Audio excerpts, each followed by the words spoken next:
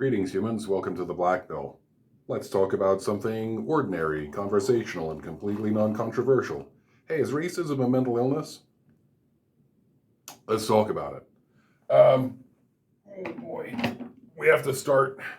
We have to start with the term mental illness itself. And you might get the impression, based on the Diagnostic and Statistical Manual of Mental Illness, 5th edition text revision, that we still believe in mental illness. No, that's just an old title of a book that's been carried forward for generations now.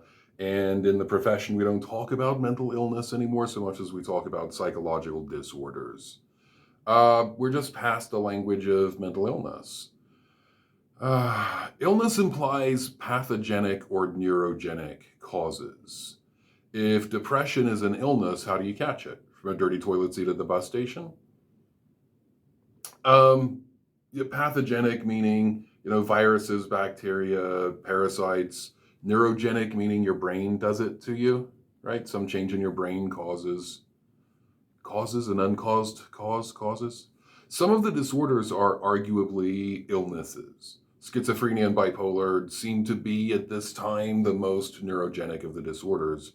There's something going on in people's brains that affects their cognition.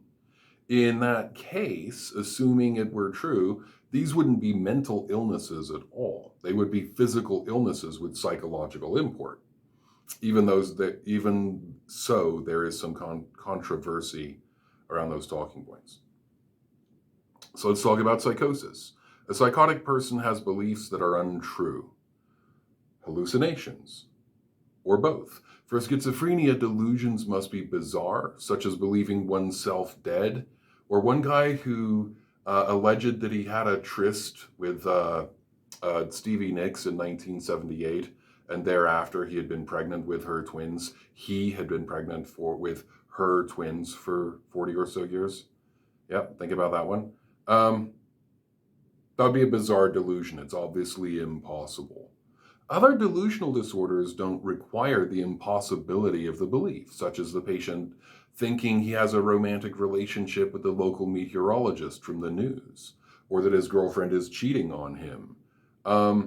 Those are delusions. They're not true, but they're at least within the bounds of reality.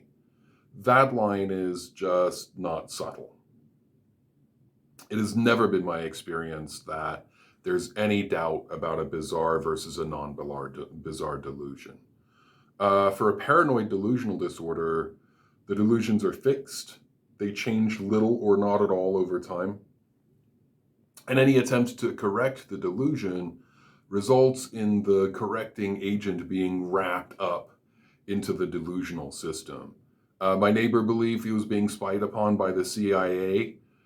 Cameras everywhere, bugs, the whole 9 yards. You've heard that delusion before, probably. When I suggested, he was pointing up in the corner and saying, "There's the camera." When I suggest I don't really see anything in that corner, he just looks at me and goes, "Oh, they got to you too." Right? No fact checking is really, no reality checking is really possible. Let's talk about religion. George Carlin's read on religion is pretty vivid. You probably remember the bit about the man in the sky who loves us and wants us to be good. He's perfectly kind and benevolent and created reality just for us. But if you masturbate, then he'll cast you into hell where you will suffer grotesquely for eternity because he loves you. Belief in a God is really neither here nor there. Belief in a personal God who changes the outcomes of your life based on how fervently you believe and how hard you pray is pretty well into the bizarre delusion territory. Hearing the voice of God is hallucinatory. Listening to Christian apologists suggests that there are no actual atheists, that atheists are dishonest or just angry with a God in whom they really do believe, or sometimes worse than that. This mirrors the paranoid delusional defense mechanism that classifies all argument as part of some grand conspiracy. Why isn't religion a delusional disorder? If I were of a mind to classify it, I'm not, this is a rhetorical exercise. If I were of a mind to classify it, I'd actually make it a shared psychotic disorder, what we used to call folie à deux. More than one person shares the same delusional system, like the people who believed there was an alien spaceship in the tail of the Hale-Bopp comet, and suicide was the way to get from Earth. Castration and suicide would get you from Earth to the comet tail, where you would live forever. The long answer is about distress, impairment, and deviance. Distress, impairment, and deviance. The religious person, if they are suffering, rarely ascribes their suffering to their faith or their belief system. Distress is either not present or not reported. Religious people just rarely come to the psychologist with complaints about their religion. On the functioning side, people hold jobs, have friends and romances, and complete their education. No dysfunction or no apparent dysfunction. The most important remaining factor then is deviance, and deviance occurs when a person's actions are against the norms of their society and interfere with the rights of other people. This is often, but not always, sexual in nature, because our biggest taboos in a society are usually around sex and sexuality. And the plain truth is, religion is not deviant in America, not even extremes of religion. Even the Westboro Baptist people who disrupt military funerals and hurl invective about gay people don't sufficiently cross a line that we could ethically and legally cart them off to the hospital for some deprogramming and forced medication. So, racism. What about racism? Racism loosely is the belief in a social structure, a hierarchical social structure based on race. One racial group is superior and occupies the top social tier, while all the other races are variously lower in the order. Lately, this is justified on natural grounds, scientific or scientistic grounds, rather than on supernatural ones, although this is just a continuation of the same old song. In the past, the supernatural absolutely has played. See various apologist accounts of Cain and Abel and who gets marked and how. At the absolute base of racism is the belief that race is real. And it isn't. Race is not real. That is, there is no race. Race is just not a biologically useful category for any purpose. It's only a social category. It's a perception. But when we measure the capabilities of people from the perceived race groups, there just is no meaningful difference. A million racist YouTube videos to the contrary, there's no meaningful difference. I know there's a whole industry on YouTube of scientific racists and so-called race realists. They professionally misunderstand the construction, use, and interpretation of certain psychological measures, including IQ tests. Just bear in mind, no IQ test measures pure native intelligence. Is there even pure native intelligence? You know, that is a sticky wicket. The tests are always at least clouded by culture. And in places where IQ scores are historically low, but education is starting to approach Western norms as cultures modernize, IQ test scores skyrocket. This was never about the inherent capabilities of a person or group of people. So there's no inherent difference between people that originates in race. Belief in tiers of worthiness or capability would be delusional. And the more you know, the more those delusions start to appear bizarre. This is the first time for me that the distinction between bizarre and non-bizarre really gets cloudy. It just can't. It just can't be that there's differences in people that are racial based on these sociological rather than biological categories. We made all of that up together. And when you argue with a racist about their racism, they start to call you offensive names for race traitor and wrap you into the delusion. You're just afraid of the truth. You're virtue signaling. You went to a liberal college where you were indoctrinated. That's just your education talking. So is racism a mental illness? We don't do mental illness anymore. What about a psychological disorder? Specifically, a delusional disorder. We have a false fixed belief that causes any argument to reinforce the paranoid belief in opposition. That belief is shared, or at least represented, by a whole community, a network of racist social media, Fox News, Tucker Carlson. Is it a folie à deux? Well, does it cause distress? In fact, yes. Yes.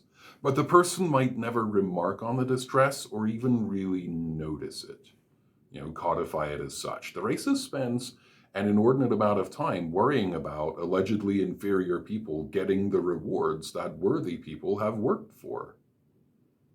They worry about inferior people coming to their neighborhood and bringing drugs and crime.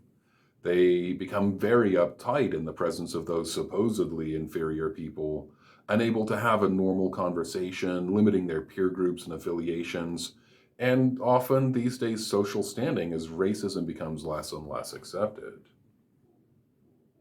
Does it cause impairment? Well, you can marry and have children and more or less happily live out a segregated experience. The ability to work might start to become impaired as one would have to ignore much of one's education. The ability to work might become impaired as working groups diversify, and one might have to ignore much of one's education. But racists and fundamentalists of all stripes have sort of worked out how to square college with fundamentalism. That is, they just bifurcate. These aren't facts. These are the required performance on the test. The test grants a credential, and the credential gets you into the environment that you're aiming at. Dues paid, move on, but never believe the things actually that the educators are giving you. Okay, is that impairment? Not really. What about deviance? Increasingly, racism is deviant. It goes through cycles of going underground, being covert, subtextual, and then coming back up and being overt, right? And just straight up textual. See Innuendo Studios' Death of a Euphemism for some rather brilliant commentary on this, getting into Barry Goldwater and so forth. Racists in the early 1900s covered their faces. The Klan with the white hoods, they covered their faces. When Trump was elected, they really started to uncover their faces, right? The people marching against the removal of a racist statue on university grounds, faces uncovered, khakis and shirts and tiki torches for everyone to see. But now they've been discredited again. Someone died at that demonstration, run over by a racist, and the January 6th race riot, I'm sorry, there's not really a better way to describe it. The insurrection, the attack on the Capitol, those people are discredited again, and their faces were captured in media and social media. They put their own faces on Facebook, and people turned them in and reported them, and so now they've gone back to covering their faces, at least some for the moment. The so-called Patriot Front group for racists. But there are maintenance networks. In broader culture, racism is obviously bad. But if you are a racist, you can find groups of like-minded individuals. You can live in a segregated neighborhood and go to a segregated church and hang out online in the groups where people are telling the truth about race, and um, get your subgroup that stands against the broader culture, and that can feel really nice. And so the thing can be deviant on one front and acceptable on an entirely different front.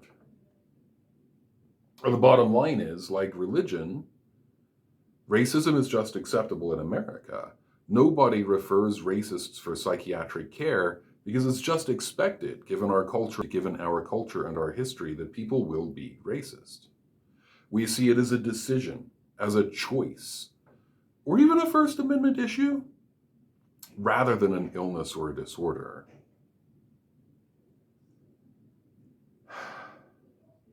So is psychosis itself an illness?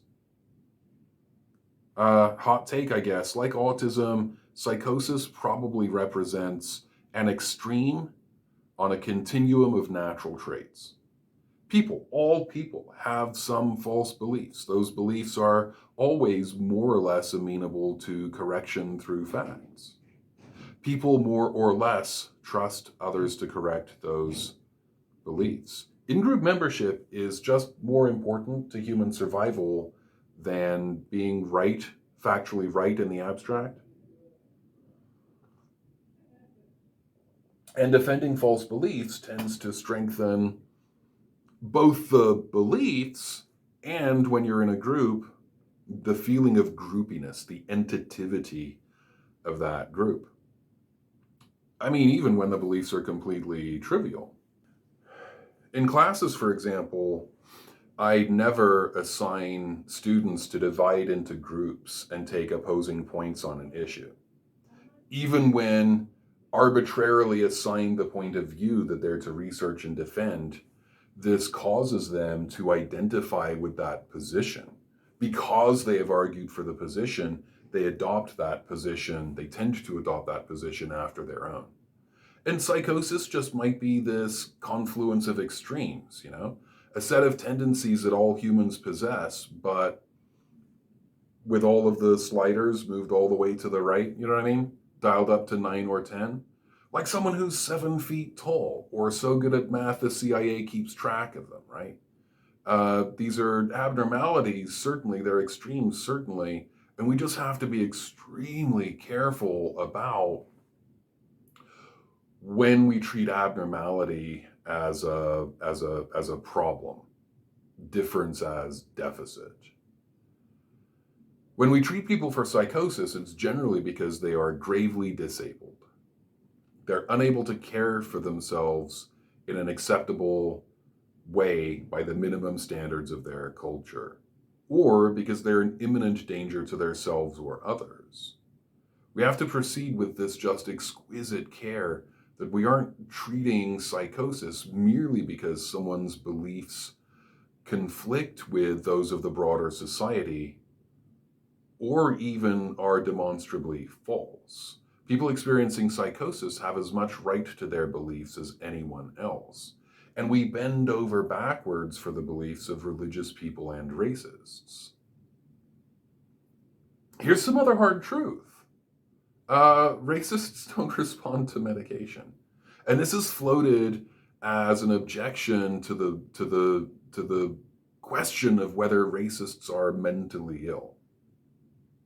Bear in mind, I'm not floating the suggestion that racism is a mental illness. I'm not purporting it, I'm not defending it. I'm using racist to compare and contrast this category in the DSM. Why do some people get treated one way and some people get treated another way? But in service of that goal, also bear in mind that diagnosed psychosis hardly responds to medication. The books have been cooked. Antipsychotic medication is, in fact, much less effective than we've been led to believe in just the normie community and even in the psychological and psychiatric community. That's a whole story for another time. The way that the medical journals are hacked so that Psychopharm can continue to make scads and scads of money. But actual psychosis is scarcely responsive to medication anyway. So is racism a choice? Another objection. Racism's not an illness, it's a choice. What do you mean, choice? Someone can be surrounded by dis and misinformation their entire lives, kept from contact with people who aren't like them, carefully segregated, given only the most painful examples of others in the media. Are they choosing racism from a list of viable alternatives with no consequences? What do you mean, choice? Does everyone know that race isn't real? Does everyone know that we're manipulated by our differences so that rich people can stay rich, and we're choosing to believe? How do you choose a belief? That's very difficult epistemological territory. So the solution to racism isn't to shame people. Although it's tempting and gratifying, this really only goes to reinforce their delusional system by making it real, that there is an us and there is a them and they hate you. We hate racists, and racists then have to band together into tighter and tighter groups that are increasingly actually dangerous. The way forward is to expose people to counterexamples, start with the contact hypothesis, but certainly don't stop there. So that's it. I hope you understand a little bit more about delusions and delusional systems at this point. This has been The Black Pill. I don't know why you watch this stuff. Have a nice day. Okay, bye.